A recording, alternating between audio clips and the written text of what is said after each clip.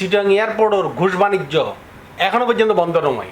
এখন বর্তমান নতুন করে দেশ স্বাধীন হয়েছে, এই স্বাধীনতার মধ্যে আমি কেন পুলিশকে টাকা দিব? যারা অপরাধী এই সমস্ত মানুষ কন্ট্যাক্ট করিয়ে ঠিক এই রাত্র অন্ধকারে যারগুই, আর এই সাধারণ মানুষ এই মানুষ জানতে পারে। আপনি কি জন্য এসছেন একটু বলেন তো আমাকে। আমি গতকাল রাতে বাংলাদেশ বিমান হয়ে আমি আবুধাবি যাওয়ার জন্য এয়ারপোর্টে গেছিলাম। আমার বোর্ডিং পাস শেষ হওয়ার পরে আমি যখন ইমিগ্রেশনে গেছিলাম, আমাকে যখন এখানে এই ভিসা দেখছিল, আমাকে একটা রুমে নিয়ে গেছে। আমাকে ওরা কোনো কিছু বলে নাই, যে আমার পাসপোর্ট সব কিছু রেখে দিছে। রেখে দেওয়ার পরে ওনারা সব কিছু ইনভেস্টিগেশন করছে, আমি কোনো মামলা আছে কিনা, বা আওয়ামী লীগের সাথে জড়িত ছিলাম কিনা, বা অন্যান্য কোনো সব কিছু আমাকে ইনভেস্টিগেশন করছে। আমার ফেসবুক, আমার মোবাইল, আমার নাম্বার দিয়ে সব কিছু ওরা চেক করছে, ট্র্যাকিং করছে। এবং আমাকে এনএসআই থেকে শুরু করে যতগুলো এয়ারপোর্টের সংস্থা আছে সবগুলো চেক করার পরে আমাকে কোনো কিছু পাই নাই। এবং এটা ওদের মুখ থেকে আমি নিজে শুনছিলাম, যেহেতু আমি পাশে বসা ছিলাম। আমাকে বলছে যে আপনার কোনো সমস্যা পাওয়া যায়নি। এরপরে প্রায় 1-1.5 ঘন্টা বসার পরে সব ইনভেস্টিগেশন করার পরে আমি যখন বলছিলাম যে আমাকে ইমিগ্রেশনটা করে দেন, যে আমার তো বিমানের সময় হয়েছে, আমার 9:40 ফ্লাইট, তখন ওনারা আবার হঠাৎ করে আমার ছবি তুলছে। ছবি তোলার পরে তখন ওনারা হঠাৎ করে বলছে ঠিক আছে আপনি বসেন, আপনাকে আমরা ব্যবস্থা করে দিব। পরবর্তীতে দেখলাম ওনারা আমাকে বসা রাখছে, কিন্তু কোনো কারণও দেখাই না বা কোনো কিছু বলেও না। আপনারা বলছে আপনি বসেন, আমরা আপনাকে ব্যবস্থা করে দিব। তো আমার কথা হচ্ছে যে শেষ পর্যন্ত 9:50 হয়ে গেছে, তখন ফ্লাইট প্রায় ছেড়ে দিছে। ছেড়ে দেওয়ার পরে ওনারা আমাকে পাসপোর্ট এবং ভিসাটা ধরাই দিছে, বলছে আপনি যেতে পারবেন না। কেন? অফলোড করে আমাকে একটা অফলোডের একটা তারিখ দিছে এখানে। তারিখ দেওয়ার পরে আপনি বলছে আপনি যেতে পারবেন না। আপনাকে অফলোড বলতে একটা ইমিগ্রেশন জিডি আর কি, এটা করে দিয়ে, যেহেতু আমি বোর্ডিং পাস করছিলাম, আমাকে এটা দিয়ে বলছে। আমি তাদেরকে জিজ্ঞেস করলাম কেন আমি যেতে পারবো না। বলছে না, এটাই হচ্ছে ইমিগ্রেশনের মানে কর্তৃপক্ষ চাইলে আপনাকে নাও যেতে দিতে পারে। তা আমি ওনাদের কাছে প্রশ্ন করলাম আমি কেন যেতে পারবো না? আমি একজন সচেতন নাগরিক, আমি এখানে অনার্স মাস্টার্স করছি চট্টগ্রাম কলেজ থেকে, আমি পড়াশোনা করছি।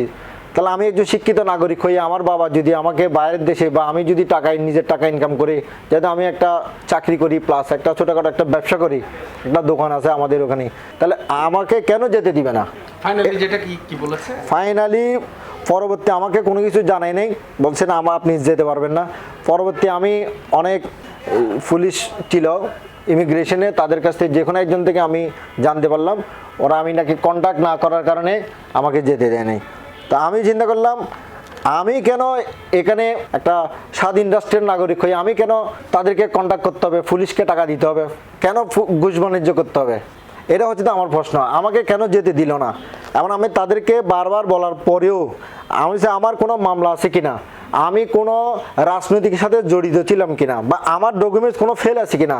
যেহেতু আমার এখানে ট্রাভেল ইন্স্যুরেন্স থেকে শুরু করে আমার আপ ডাউন টিকিট থেকে শুরু করে আমি যার কাছে যাব তার ডকুমেন্টস, ডলার এন্ডোর্সমেন্ট, আমার 5 বছরই মাল্টিপল ভিসা। এটা কোনো 5 বছরই মাল্টিপল ভিসা না, আমার প্রায় ইমিগ্রেশনের মধ্যে আমার একটা অ্যামাউন্ট জমা থাকে ওখানে। তার মানে এটা আমার সিকিউরিটি হিসেবে ওখানে থাকে, সিকিউরিটি হিসেবে থাকে। তার মানে আমার তো এখানে পালিয়ে যাওয়ার 2 নম্বরই করার কোনো সুযোগ নেই, আর বাংলাদেশে আটকানোরও আমার কোনো সুযোগ নেই। তাহলে আমাকে কেন আটকাবে? দর্শক, এই বিষয়জ্ঞান আর অ্যাকচুয়ালি মানে শুদ্ধ ভাষায় কই, কারণ ইমিগ্রেশনের মধ্যে কতগুণ এখনো পর্যন্ত কিছু ডাকাইতেছে। এই যে ইতারা এই মানুষের তিক্ত অভিজ্ঞতা নারারা হই এই কথা কিন এনে নয়। আজি বাধ্য যে এই পর্যন্ত এই গত 5 তারিখের পর দিয়ে এডে ব্যাক কিছু চলে। ডাকাইত বড় বড় ডাকাইত ব্যাগুন কিন্তু দেশের বাইরে যার গই, ব্যাগুন গেই গই। এখন এই মানুষের বিরুদ্ধে ও আর পাসপোর্ট, ট্রাভেল ডকুমেন্টস, এভরিথিং বিচার সব ব্যাগিন দেখাই। এবং আজ দেখি ছোটকাল থেকে কোনো রাজনৈতিক সাথে জড়িত ছিলাম না, কোনো আওয়ামী লীগ বা অন্য কোনো সংগঠনের সাথে আমি জড়িত ছিলাম না। আচ্ছা, ওনার নাম কি? আর নাম বলতে আব্দুল আল মামুন। আর বাড়ি হলদি রাঙ্গুনিয়া, চন্দ্রকোনা। এই পর্যন্ত না কোনো রাজনৈতিক মারামারি, মামলা, হামলা একদম আর ছোট হালতনৈতিক মানে এ ধরনের কোনো সম্পৃক্ততা নাই। আর যেহেতু মাদ্রাসার স্টুডেন্ট, আর বাবা হাফেজ কোরআন মাদ্রাসার শিক্ষক আছিল আগে, এখন বর্তমানে মসজিদ ইয়াসিফ আছে। অনর সমস্ত কিছু তখন সত্ত্বেও এই মানুষ কন্ট্যাক্ট বাণিজ্য লাই জানিয়ে পারে। গত 5 তারিখের পর দিয়ে কন্ট্রাক্ট যে কি পরিমাণর এটা কি পরিমাণ কন্ট্রাক্টে এই পর্যন্ত সদুন মানুষেরা ফার গড়াইন যারা ক্রিমিনাল যারা অপরাধী এই সমস্ত মানুষ কন্ট্যাক্ট করিয়ে ঠিকই রাত্র অন্ধকারে যারগুই আর এই সাধারণ মানুষ এই মানুষ জানতে পারে আর এই মানুষের নাম এবং ঠিকানা মানুষ শুদ্ধ ভাষায় হই মানে প্রমিত বাংলা এখন বুঝছে যে এটা এটা চিটং এয়ারপোর্টের মধ্যে স্টেশন অফিসার অকল যেদিন বইতে থাকে ইন খনে কে আই উগ্র সিটিং না থাকে যে কারণে ইটারা বোধ কে আই আর কথায় নবুজিত পারে আমি এটা লেবুলি উনি প্রমিত বাংলায় হওয়ায় যে ওনার দিয়ে যে এখনো পর্যন্ত চিটং এয়ারপোর্টের ঘুষ বাণিজ্য এখনো পর্যন্ত বন্ধ নয় এই আরা এই এরই মধ্যে আরা বেশ কিছু নিউজ ওনারার সামনে দিই আবার বোধকে সরাসরি কথা কইতো নো স্যার কথা কইত না পারে তো এই অবস্থায় এই সমস্ত মানুষ সকলের সাহায্য গরিব ওখানে ইতারা খার কাছে যাইব যারা কন্ট্রাক্ট গরির ইতারা কন্ট্রাক্ট বাণিজ্য ঠিকই চলে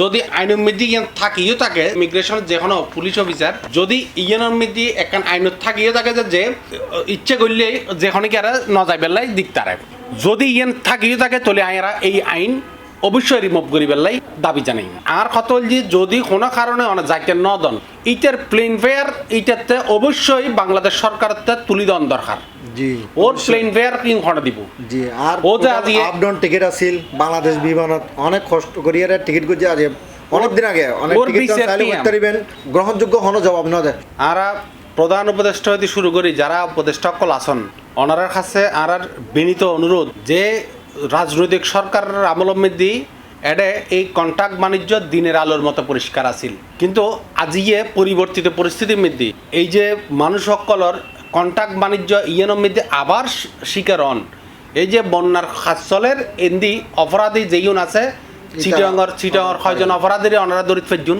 চিটং এয়ারপোর্ট দিয়ে খালি চাই উগ্র তদন্ত কমিটি করন এয়ারপোর্ট দিয়ে কি পরিমাণ যারার বিরুদ্ধে স্পেসিফিক বেশ কয়েকখান মামলা আছে যেইন খুব বেশি এডে অপরাধী চক্র হিসেবে গড়ে তুললিল এই সমস্ত মানুষ বেগুনের কন্ট্রাক্ট বাণিজ্যের মাধ্যমে বেগুন ফারে গিয়ে এডে তেমন একটা আছে বলিয়ে মনে নোয়ার কিন্তু এই যে কন্ট্রাক্ট বাণিজ্য গড়ি গড়ি তোরা এই দুগুণ মানুষ ফাটর তোরা যেন গরিবি গড় কিন্তু এই সাধারণ মানুষ কিনলেও কষ্ট হইব স্পেসিফিক আরা হদ্দি অবশ্যই ইমিগ্রেশন পুলিশের কাছে অনেক পাওয়ার দেওয়া আছে আমরা জানি কিন্তু এই ইমিগ্রেশন পুলিশের কাছে এই পাওয়ার গান উড্র করানো উচিত কারণ আর বাংলাদেশের মধ্যে ইয়ান আমেরিকার পুলিশ হিসেবে চিন্তা করানো উচিত হইতো না আর ইউন ঘুষ খাইয়ে পুলিশ ঘুষ খাইয়ে এই মানুষ ইউন যে কোনো সময় মধ্যে যে কোনো মানুষের জীবনের ধ্বংস করতে পারে এই সমস্ত মানুষের লাই আমেরিকার পুলিশ লন্ডনের পুলিশের মতো চিন্তা করিবার কোনো কারণ নাই আর এই ইউনুরে এইলে ক্ষমতা দিয়ন যাইতো না যদি ক্ষমতা একান্ত দিয়ন পরে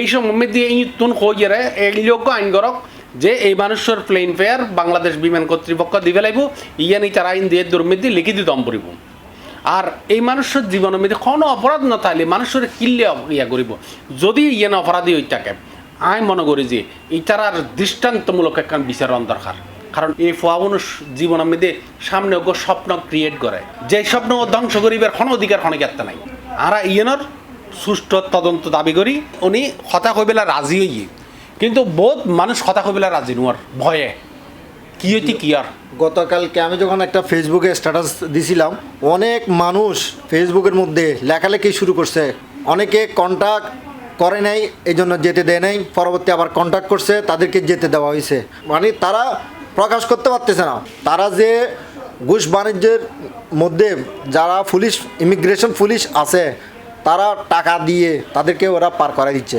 কিন্তু আমি যে টাকা দিই নাই আমি চিন্তা করলাম এখন বর্তমান নতুন করে দেশ স্বাধীন হয়েছে এই স্বাধীনতার মধ্যে আমি কেন পুলিশকে টাকা দিব বিভিন্ন মিডিয়া এবং বিভিন্ন ইয়ার মধ্যে বলা হয়েছে যে বর্তমান এয়ারপোর্ট প্রবাসীদের জন্য যারা ভ্রমণ পিপাসু তাদের জন্য অনেক উন্নত মানের করা হয়েছে অনেক ফেসিলিটি দেওয়া হয়েছে কোথাও কোনো ঘুষ বাণিজ্য নাই তাহলে আমি কেন পুলিশকে টাকা দিব তো এই জন্য আমি কোনো কন্ট্যাক্ট করি নাই আমার মনের ভিতরে সাহস ছিল যে আমি আপনি কয় তারিখ গিয়েছিলেন ইয়ার মধ্যে গতকালকে রাতের গতকাল মানে গতকাল 2 তারিখ হ্যাঁ আমার 2 তারিখ ফ্লাইট ছিল